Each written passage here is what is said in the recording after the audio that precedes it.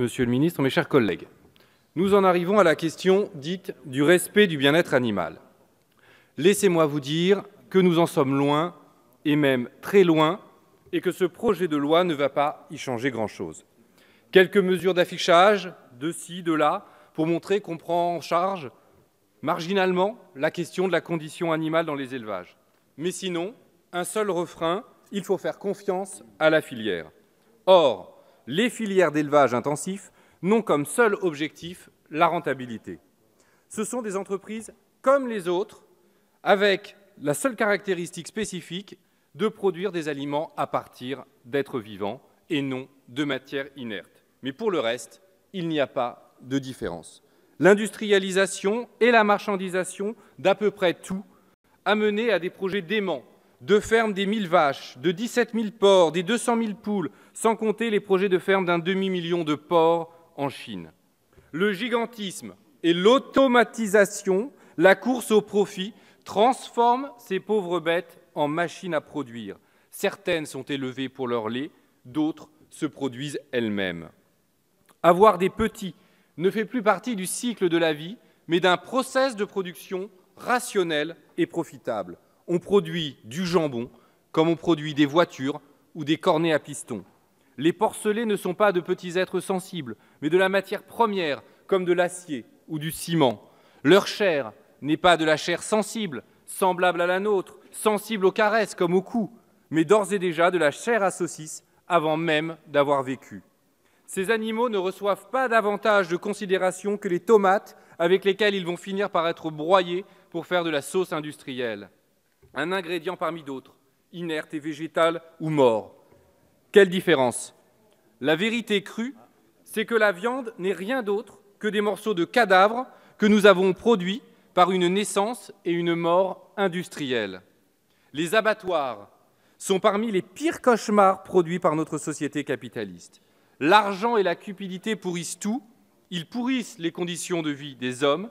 Il n'y avait aucune raison à ce que cela ne pourrisse pas aussi la vie des animaux, si on peut encore appeler ça une vie. Les abattoirs de Chicago, première industrialisation de ce secteur, maltraitaient déjà considérablement les employés, en plus des animaux mis à mort. Dans ces lieux, il n'y a que de la souffrance, et c'est pourquoi je veux rendre ici hommage à Mauricio Garcia Pereira, un lanceur d'alerte, ancien employé des abattoirs de Limoges, qui a osé révéler le scandale de l'abattage des vaches gestantes. Il raconte comment des vaches, presque à terme, étaient abattues. Leurs petits auraient pu naître et être des petits veaux en parfaite santé, mais leur mère était tuée juste avant terme.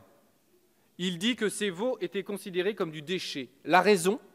Le maintien des prix de la viande bovine industrielle. Cet exemple, malheureusement parmi tant d'autres, est le plus significatif pour moi d'à quel point notre humanité s'est perdue. En autorisant ça, nous avons perdu tout sens de ce qu'est simplement la vie. Oh, nous avons bien tenté dans cet hémicycle, un dimanche, à 23 h déjà, d'interdire les pires pratiques de l'élevage. La codectomie et la castration des porcelets, à vif. C'est-à-dire que comme les cochons sont élevés sans possibilité de jouer, de fouiner, ce qui correspond à leur caractère enjoué et intelligent, la seule chose qu'il leur reste à faire est de mordre la queue des autres cochons enfermés. Les plaies s'infectent. Plutôt que de leur donner quelque chose pour jouer, on préfère leur couper la queue et leur limer les dents. Aucune confiance dans la filière. Les lapins, placides et peureux herbivores, deviennent cannibales à force d'être entassés les uns sur les autres en n'ayant comme place pour vivre que l'équivalent d'une feuille A4. Aucune confiance à la filière. Les poules pondeuses sont évidemment toutes des femelles, mais que faire des poussins mâles éclos en même temps? Plutôt que d'utiliser les techniques pour déterminer avant l'éclosion le genre, le plus économique pour la filière est d'attendre l'éclosion, puis de broyer vivants les poussins mâles parce qu'inutiles au système industriel. Je ne sais même pas comment on peut, ne serait-ce qu'imaginer broyer vivants des oisillons. Mais malheureusement, cela est réel. Aucune confiance dans la filière. Nos amendements de première lecture étaient déjà réduits au minimum, ciblant les pires pratiques, non par crainte ou manque de volonté d'aller plus loin, mais à cause du mode de débat en temps législatif programmé qui contraint les groupes d'opposition à restreindre leurs amendements du fait du temps de parole très limité pour pouvoir les défendre. Mais je voudrais dire solennellement qu'il faut aller beaucoup plus loin. Nous devons entièrement repenser notre rapport à notre environnement et donc aux animaux. Parce que la façon dont ils sont traités actuellement est une honte absolue, non pas dans tous les élevages, mais déjà dans beaucoup trop. Nous devons radicalement changer notre agriculture vers un modèle biologique et paysan.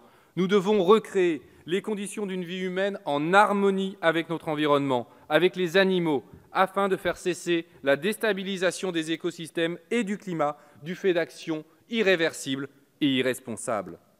Pour ce qui est de la condition animale, il faut réfléchir à la façon dont la voix des animaux peut être représentée dans les débats. Car les animaux ne parlent pas, nous ne parvenons pas à communiquer avec eux dans un langage articulé, mais ce sont, comme nous, des êtres sensibles. Par exemple, on m'a raconté il y a peu que des vaches deviennent aphones à force de meugler en réclamant leurs petits qu'on leur avait enlevés, jusqu'à ne plus pouvoir meugler.